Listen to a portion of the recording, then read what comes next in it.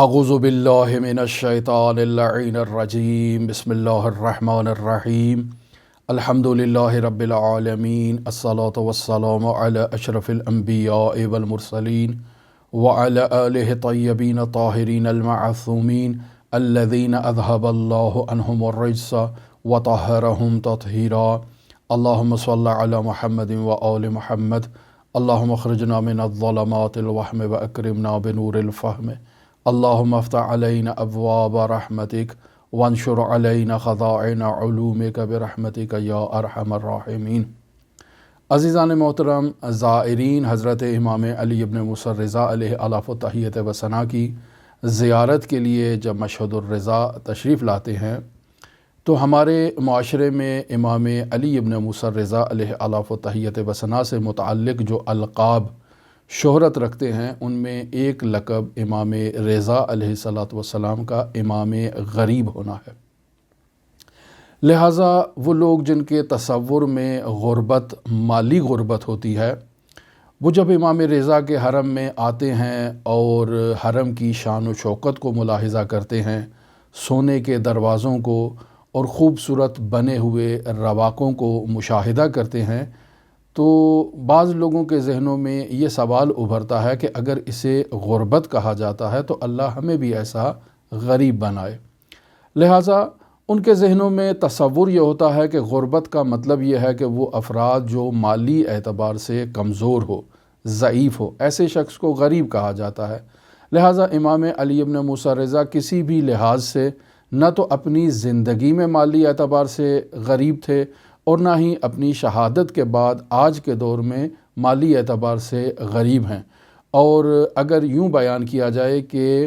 پوری دنیا میں امام علی ابن موسیٰ الرضا علیہ الاف و تحیت و ثنا کے حرم مطہر سے متعلق جو موقوفات ہیں وہ سب سے زیادہ ہیں، یعنی اگر کسی بھی بقعے اور کسی بھی مزار کی موقوفات کو شمار کیا جائے، حتیٰ عراق کے جو مقدس مقامات، جو زیارتی مقامات ہیں، ان کی موقوفات کو دیکھا جائے تو دنیا میں سب سے زیادہ موقوفات امام علی ابن موسیٰ الرضا علیہ الاف و تحیت و ثنا کے حرم مطہر سے متعلق ہیں کہ جن کے پروفٹ امام رضا علیہ السلام کے حرم کو ملتے ہیں، حتیٰ پوری کی پوری بندرگاہ امام رضا علیہ السلام کے حرم کے لیے وقف ہے جو سرخس میں موجود ہے۔ کئی کارخانے ہیں، کئی ملیں ہیں اور کئی پراپرٹیز ہیں، زمینیں ہیں، باغات ہیں۔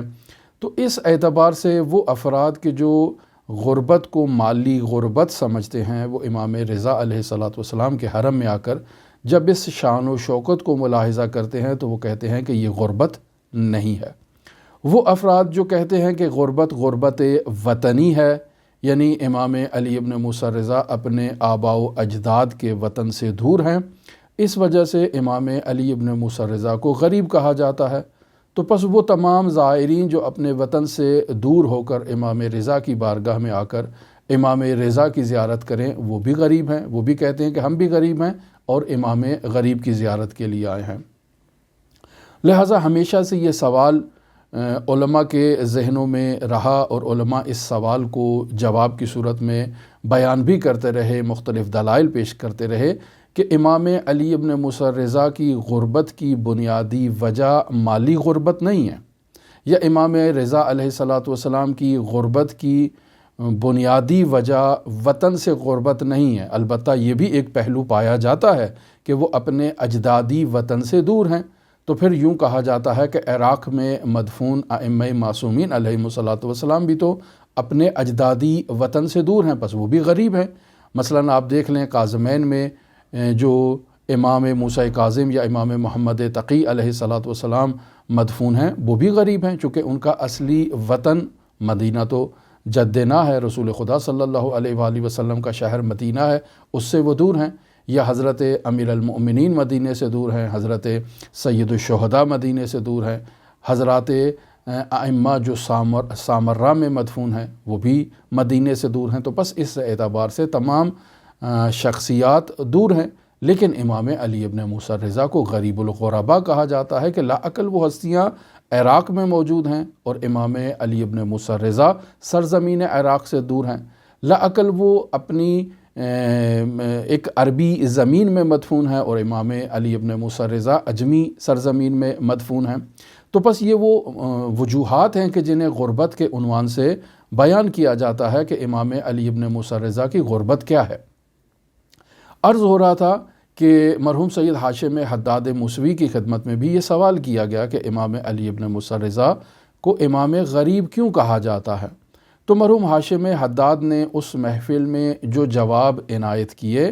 مرحوم آیت اللہ سید محمد حسین حسینیہ طہرانی نے ان جوابات کو تفصیل سے تشریح کے ساتھ بیان کیا۔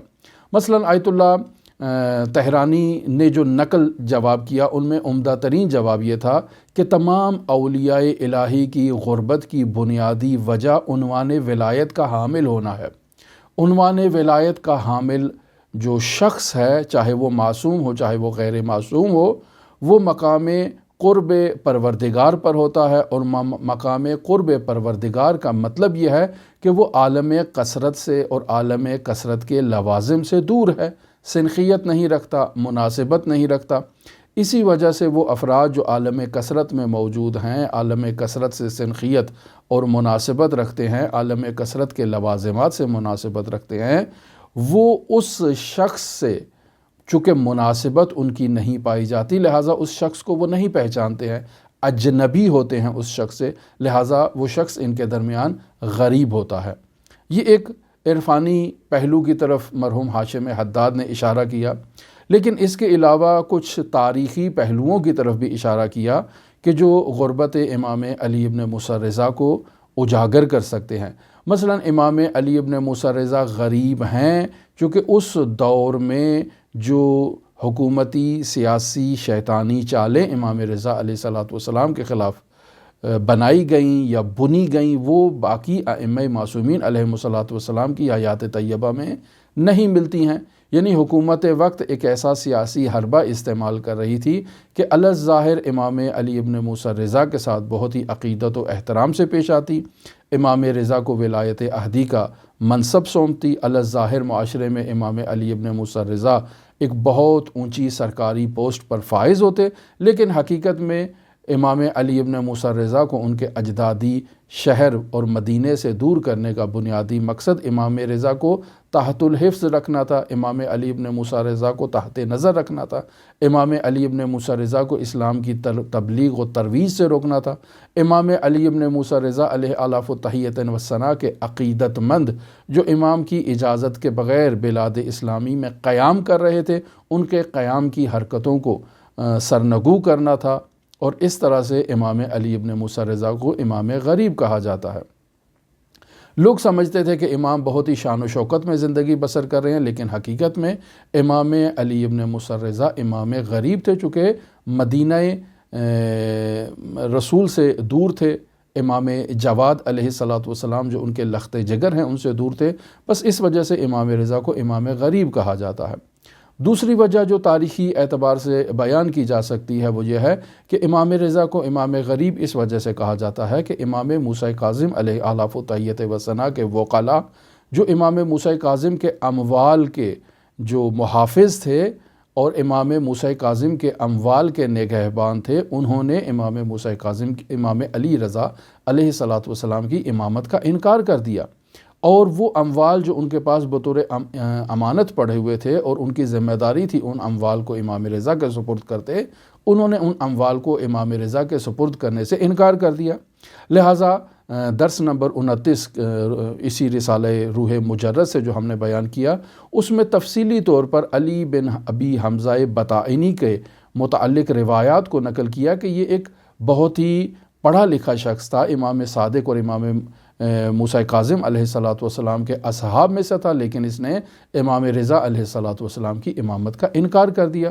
بس یہ ایک بنیادی وجہ بھی شمار کی جا سکتی ہے کہ امام رضا علیہ السلام غریب تھے کہ امام موسیٰ کاظم کے وکلاء نے امام رضا علیہ السلام کا انکار کر دیا۔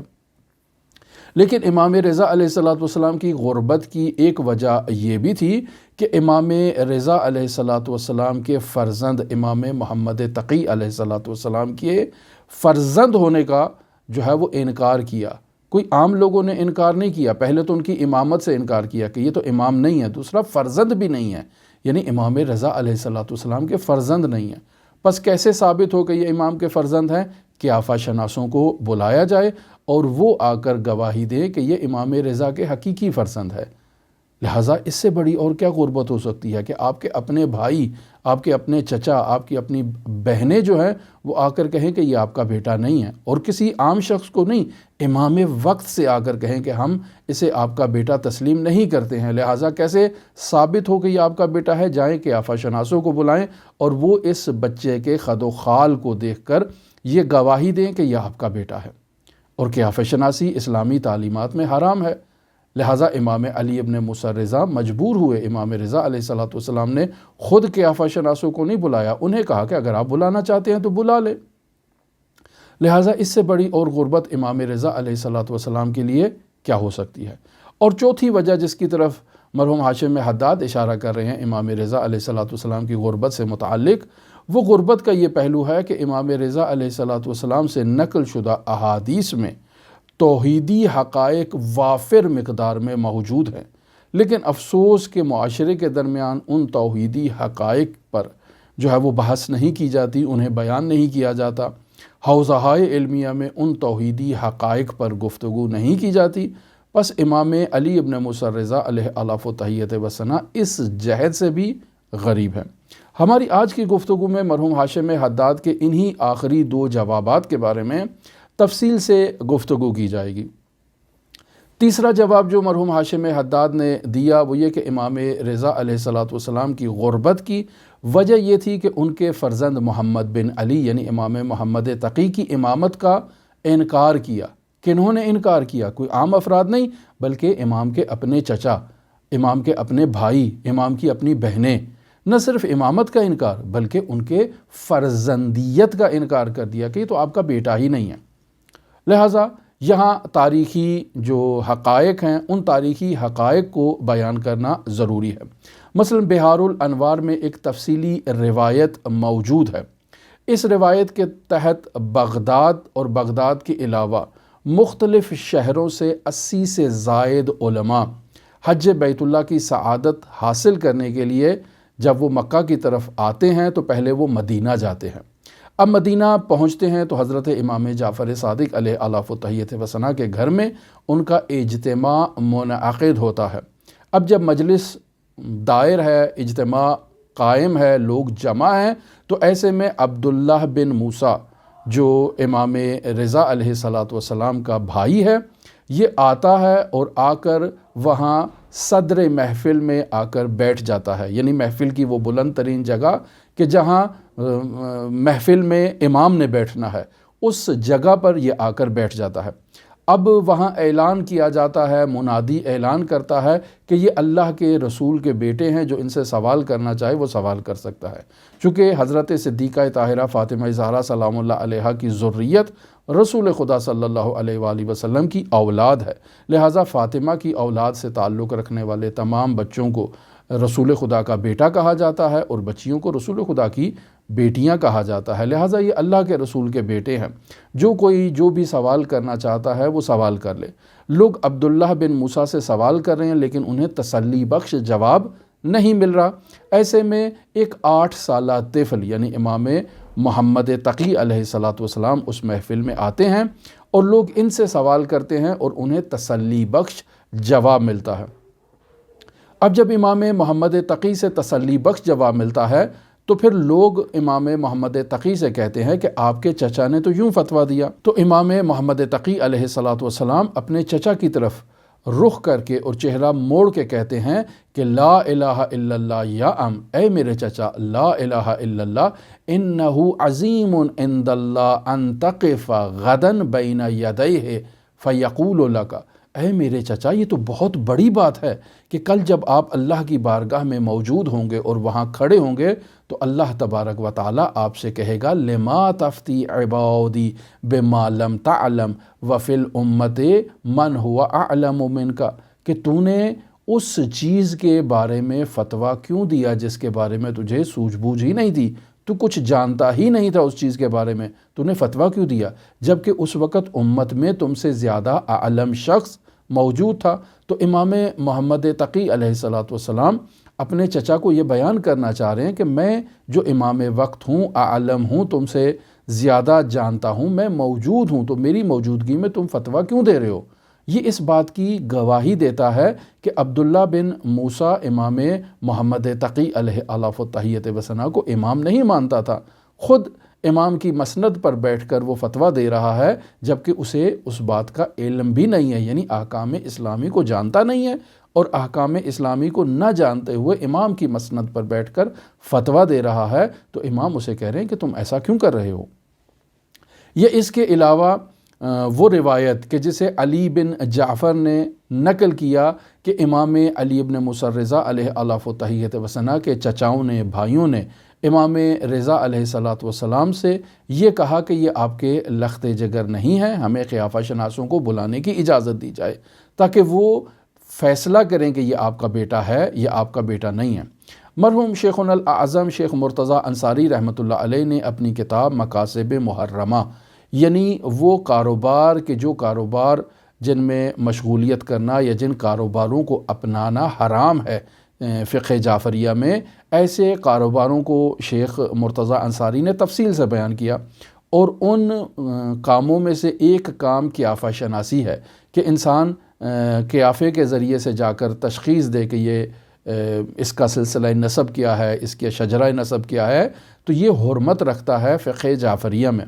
تو اس روایت کو وہاں مرحوم شیخنا الاعظم انصاری نے نقل کیا۔ یہ روایت اصول کافی میں بھی موجود ہے، وہاں سے بھی اس کو نقل کیا جاتا ہے۔ ہم عین روایت آپ کی خدمت میں بیان کرتے ہیں، آپ روایت ملاحظہ کریں، اور اس سے امام علی ابن موسیٰ رضا علیہ الاف و تحیت و ثنا کی مظلومیت، غربت معلوم ہوگی۔ یعنی اگر اس روایت پر امام رضا علیہ السلام کے مصائب پڑھے جائیں اور گریہ وزاری کی جائے تو یہ مصائب کی روایت بن جاتی ہے، گویا کہ اس سے بڑی مصیبت امام رضا کی کیا ہوگی کہ خود ان کے اپنے چچا، خود ان کے اپنے بھائی، خود ان کی اپنی بہنیں امام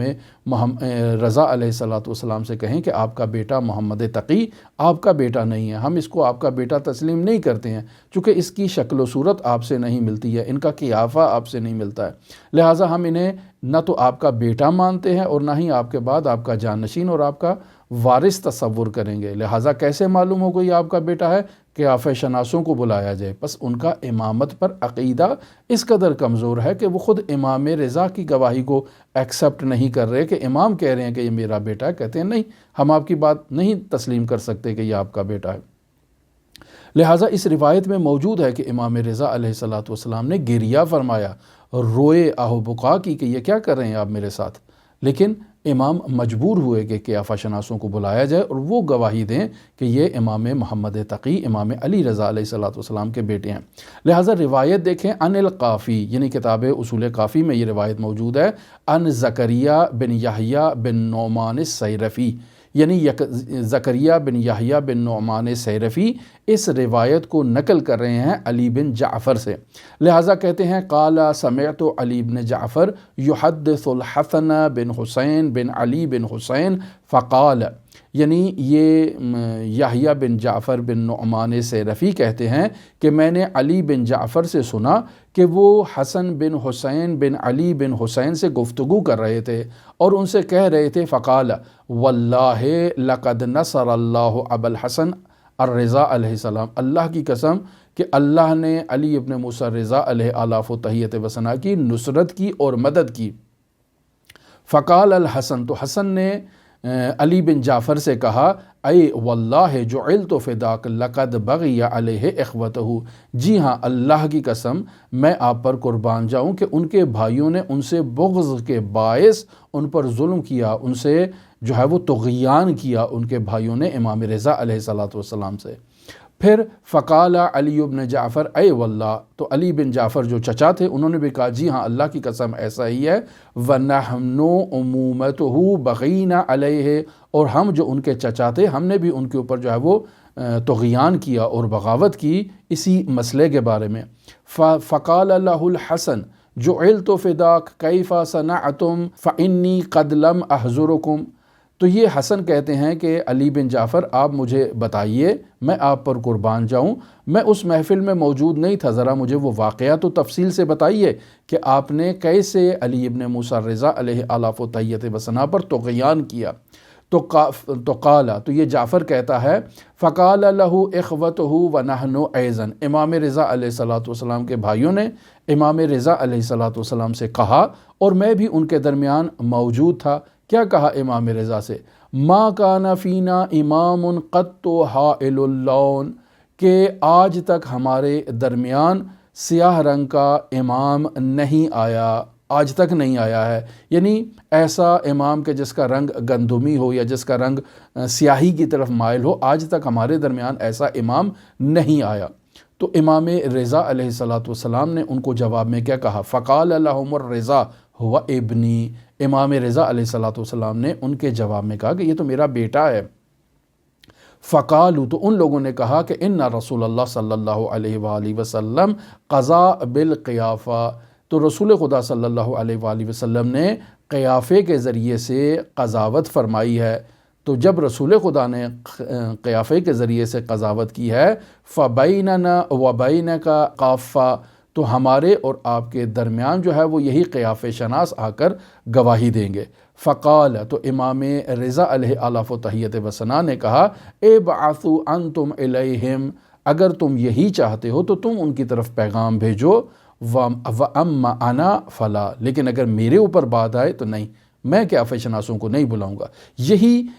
فاما انا فلا، یہ اس بات کی دلیل ہے کہ امام رضا علیہ الصلوۃ والسلام اس قیافہ شناسی کو درست نہیں سمجھتے تھے، یعنی یہ فعل امام کے نزدیک ناجائز تھا، لہٰذا مرحوم شیخنا الاعظم اسی جملے سے اس کاروبار کی حرمت پہ استناد کرتے ہیں۔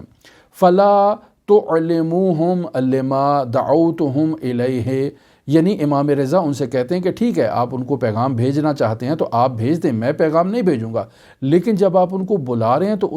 ان کو نہ بتائیں کہ آپ نے انہیں کس غرض سے اور کس مقصد سے بلایا ہے۔ وَلْتَكُونُوا فِي بُيُوتِكُمْ، اور آپ اپنے گھروں میں ہی بیٹھ جائیں۔ فَلَمَّا جَاءُوا وَقَعَدْنَا فِي الْبُسْطَانِ وَطَّفْ عُمُومَتُهُ وَإِخْوَتُهُ وَأَخَوَاتُهُ، تو یہ قیافہ شناس جب آئے تو ہم باغ میں بیٹھے ہوئے تھے، حضرت کے چچا بھی موجود تھے، حضرت کے بھائی بھی موجود تھے، اور امام رضا کی بہنیں بھی موجود تھیں، اور یہ سب ایک قطار میں کھڑے ہو گئے۔ جب ایسا ہوا قیافہ شناس آ گئے، وَأَخَذُوا الرضا علیہ الصلوۃ والسلام، اور ان لوگوں نے امام رضا علیہ الصلوۃ والسلام کو جو لیا، وَأَلْبَسُوا جُبَّةً مِّن صَوْفٍ، اور انہیں ایک اونی جو جبہ ہے، ایک لباس ہے، وہ پہنا دیا، وَالْقَلَنسُوَةً، اور انہیں ایک ٹوپی پہنا دی، وَوَضَعُوا عَلَىٰ عُنُقِهِ مِصَاحَةً، اور ان کی گردن پر ایک بیلچہ جو ہے وہ ڈال دیا، وَقَالُوا لَهُ، اور امام رضا علیہ الصلوۃ والسلام سے کہا، اُدْخُلِ الْبُسْطَانَ كَأَنَّكَ تَعْمَلُ فِيهِ، آپ چلے جائیں باغ میں اور وہاں جا کر ایسے ظاہر کریں کہ جیسے آپ یہاں اس باغ میں باغبانی کے اندر مصروف ہیں اور آپ کا یہ کام ہے۔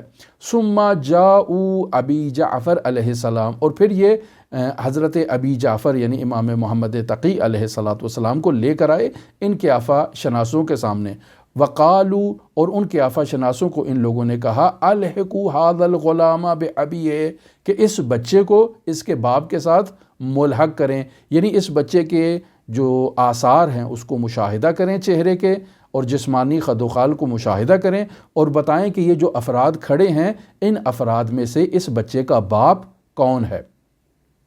فقالوا لیس ہنا اب، تو ان قیافہ شناسوں نے جو ہے وہ سامنے جو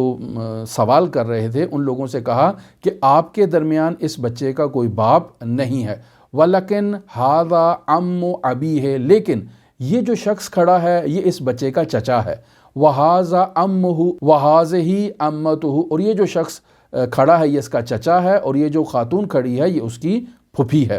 وَإِن لَمْ يَكُنْ هُنَا أَبٌّ فَهُوَ صَاحِبُ الْبُسْطَانِ، اور اگر یہاں اس کا کوئی باپ موجود ہے تو وہ جو شخص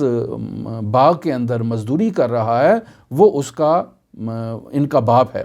فَإِنَّ قَدَمَيْهِ وَقَدَمَيْهِ وَاحِدَةٌ، چونکہ اس بچے کے قدم اور اس شخص کی جو باغبانی میں مصروف ہے اس کے قدم ایک جیسے ہیں، لہٰذا یہ بچہ ان کے نسب سے ملتا ہے، آپ میں سے کسی کی جو ہے وہ فرزندی میں نہیں ہے۔ اب جب انہوں نے ایسے کہا فلما رجع ابو الحسن علیہ السلام قالوا ھذا ابوہ، اور جب امام رضا کو وہاں سے باغ سے بلایا گیا اور وہ آئے تو ان قیافہ شناسوں نے سب نے گواہی دی کہ یہی اس بچے کا باپ ہے۔ فقال علی بن جعفر،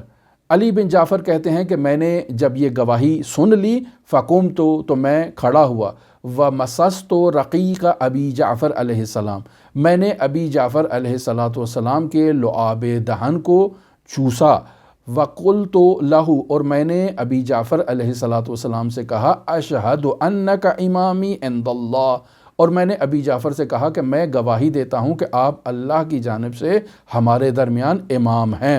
فبکر رضا علیہ السلام، امام رضا علیہ السلام اس ماجرا کو دیکھ کر گریہ فرمانے لگے، رونے لگے۔ ثم قال، اور فرمایا یا الم تسمع بی، آیا اے چچا کیا آپ نے میرے بابا سے یہ بات نہیں سنی؟ وہو یقول، اور وہ یہ فرما رہے تھے کہ قال رسول اللہ صلی اللہ علیہ وآلہ وسلم بے ابی ابن خیرت الاماء، رسول خدا صلی اللہ علیہ وآلہ وسلم فرما رہے تھے کہ میرے بابا قربان جائیں بہترین کنیز کے بیٹے کے اوپر۔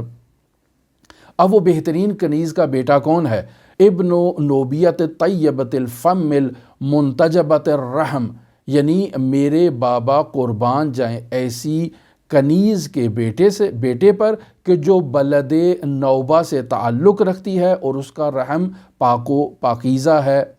اب اس روایت سے اور اس واقعے سے یہ نتیجہ نکلتا ہے کہ امام علی ابن موسیٰ رضا علیہ الاف و تحیت و ثنا کے چچا، امام رضا علیہ السلام کے بھائی، امام رضا علیہ السلام کی ہمشیرائیں یعنی بہنیں، جو قریبی ترین رشتہ دار ہوتے ہیں ایک انسان کے، وہ جب امام رضا اپنے لخت جگر کا ان کے سامنے تعارف کروا رہے ہیں تو وہ امام رضا کے لخت جگر کو ان کا لخت جگر تسلیم نہیں کر رہے ہیں، اور اس کے لخت جگر ہونے کے لیے انہیں قیافہ شناسوں کی گواہی کی ضرورت ہے۔ اس سے بڑی مظلومیت ایک انسان کی کیا ہوگی، اور وہ انسان کو معمولی انسان نہیں ہے، امام وقت ہے۔ پھر اس کے بعد جو دوسری اہم غربت کی وجہ بیان کی جا رہی ہے وہ امام رضا علیہ الاف و تحیت و ثنا سے توحیدی حقائق اور معارف پر جو احادیث ہیں امام رضا کی، مثلا عیون اخبار رضا علیہ السلام میں روایات موجود ہیں توحید کے باب میں، لیکن افسوس کی بات یہ ہے کہ ان روایات پر نہ تو حوزہائے علمیہ میں دقت کی جاتی ہے اور ان کے غوامض سے نقاب کشائی کی جاتی ہے، اور نہ ہی معاشرے میں اور عوام الناس کے درمیان یہ روایات پیش کی جاتی ہیں اور بیان کی جاتی ہیں۔ اب امام رضا کی غربت میں ایک یہ پہلو بھی اضافہ ہو سکتا ہے کہ امام رضا سے نقل شدہ توحیدی حقائق کو معاشرے میں اجاگر نہیں کیا جاتا، توحیدی حقائق پر بحث و گفتگو نہیں کی جاتی ہے، اور امام رضا علیہ السلام سے اللہ شناسی کا راستہ نہیں پوچھا جاتا کہ جو روایات میں نقل ہے اور بیان ہوا ہے۔ لہٰذا امام علی ابن موسیٰ رضا علیہ السلام کی غربت اور مظلومیت پر جو کچھ مرحوم ہاشم حداد سے مختصراً نقل ہوا، آیت اللہ سید محمد حسین حسینیہ طاہرانی نے ان تمام مطالب کو طول و تفصیل کے ساتھ تشریح کے ساتھ بیان کیا اور اس کتاب روح مجرد میں ہماری خدمت میں پیش کر دیا تاکہ امام رضا کی غربت ہمارے سامنے اجاگر ہو سکے۔ بس امام رضا کی غربت سے متعلق پہلا سوال جو مرحوم ہاشم حداد سے کیا گیا، اس سوال پر ہماری یہ 3-4 دن کی گفتگو تکمیل ہوئی، اور کل اگلے سوال کو ہم آپ کی خدمت میں بیان کریں گے کہ امام رضا کو غوث الامہ کیوں کہا جاتا ہے۔ ہماری دعا ہے کہ خداوند متعال ہمیں ان نورانی حقائق اور اسلامی حقائق اور تاریخی حقائق کو جاننے کی، سمجھنے کی توفیق عطا فرمائے، اور بالخصوص امام علی ابن موسیٰ رضا علیہ الاف و تحیت و ثنا سے نقل شدہ توحیدی حقائق اور توحیدی اسرار کو سمجھنے کی توفیق عطا فرمائے۔ آپ تمام عزیزان کے لیے حضرت علی ابن موسیٰ رضا علیہ الاف و تحیت و ثنا کی نورانی بارگاہ میں نائب الزیارہ بھی ہیں اور دعا گو بھی ہیں۔ اللہم صلی علی محمد و آل محمد وعجل فرج قائم آل محمد۔